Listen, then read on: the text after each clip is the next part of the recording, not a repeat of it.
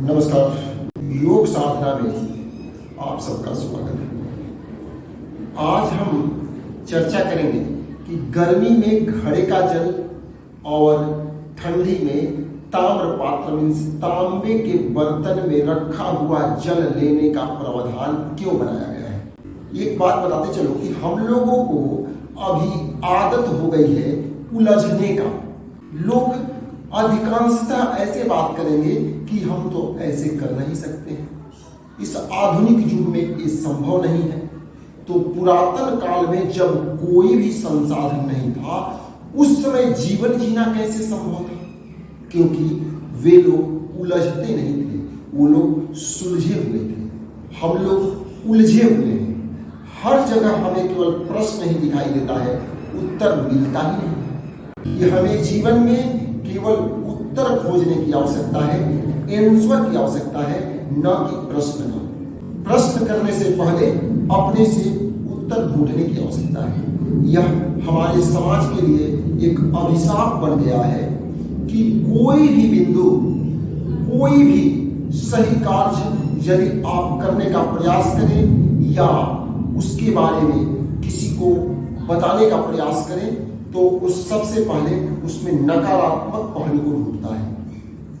तो हम चलते हैं अपने मुख्य बिंदु पर। गर्मी के समय में जो घड़े में रखा हुआ जल होता है, उसका प्रकृति हमारे शरीर के प्रकृति से मिलता है।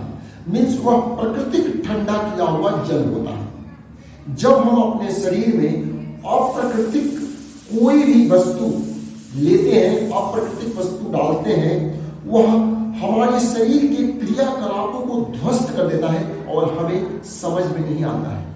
इसका उदाहरण है कि हम एक एक दिन जीवन के लिए करोड़ ऑफ रुपीस हॉस्पिटल में फेंक देते हैं और उस हॉस्पिटल के चक्कर लगाते लगाते खुद हॉस्पिटलाइज हो जाते हैं। वहीं एक एक दिन का महत्व हम यदि आज समझ लें, क्योंकि वहीं एक एक दिन इस घड़े के जल में छिपा हुआ है या ताम्र पात्र के जल में छिपा हुआ है, क्योंकि यही जल सेवन करके हमारे पूर्वज 80 साल 90 साल के उम्र तक बिल्कुल तंदुरुस्त रहते थे। हम आधुनिक युग में आधुनिकता में डूबे हुए हैं, फिर भी अपने जीवन को बचा नहीं पा रहे हैं। तो जरूर हम कुछ गलत कर रहे हैं, अप्राकृतिक कार्य कर रहे हैं। बताते चले कि मैं प्रतिवर्ष हिमालय जाया करता हूँ। जब हम हिमालय में जाते हैं तो वहां पर टेम्परेचर -10, -15, -20 तक चला जाता है, लेकिन फिर भी वो जल हमारे लिए हानिकारक नहीं होता है और कभी सर्दी जुकाम भी नहीं होता है। ऐसा क्यों? क्योंकि वो प्राकृतिक ठंडा किया हुआ जल है। जब प्रकृति ठंडा करके आपको जल देगा तो आपके लिए हानिकारक नहीं होगा। ठंडा गर्म कब होता है? आप घड़े का जल पीजिए, वो ठंडा है। आप धूप से आइए, घड़े का जल पीजिए, वो तब आपको कभी ठंडा गर्म का प्रभाव नहीं पड़ेगा। लेकिन धूप से आइए और आर्टिफिशियल ठंडा किया हुआ मीन्स फ्रीज में ठंडा किया हुआ यदि जल का सेवन करेंगे तो आपको सर्दी जुकाम हो जाएंगे।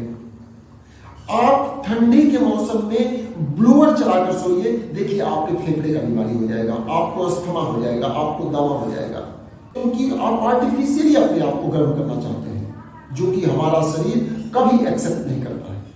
तो कभी भी आप प्राकृतिक रूप में रहने का प्रयास कीजिए। लेकिन अब जैसे मैं प्रश्न की बात किया तो सभी लोग इसमें प्रश्न करते हैं कि ये संभव नहीं है। जितना संभव है उतना ही करें, सकारात्मक विचार के साथ करें, आपको पूर्ण लाभ होगा।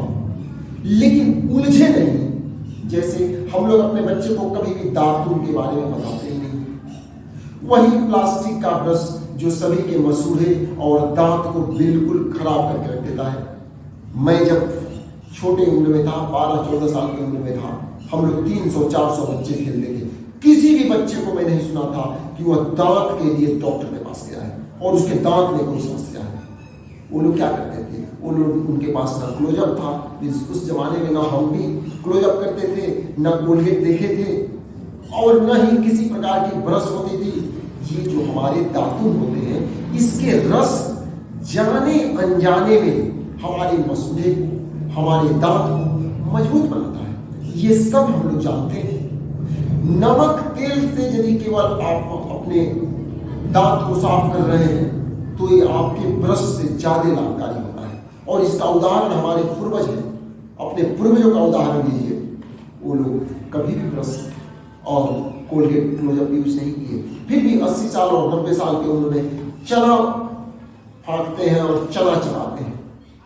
तो जरूर हम कुछ गलतियां कर रहे हैं, उस गलतियों को सुधारें, अन्यथा जो प्रकृति हमारे ऊपर प्रकोप लेकर के आ रही है, असाध्य बीमारियां, जिस बीमारी को हम ठीक नहीं कर पा रहे हैं, ऐसे ऐसे अनेकों बीमारियां हमारे शरीर में प्रवेश करते जा रही हैं। तो आज से ही प्राकृतिक जीवन जीने का प्रयास कीजिए।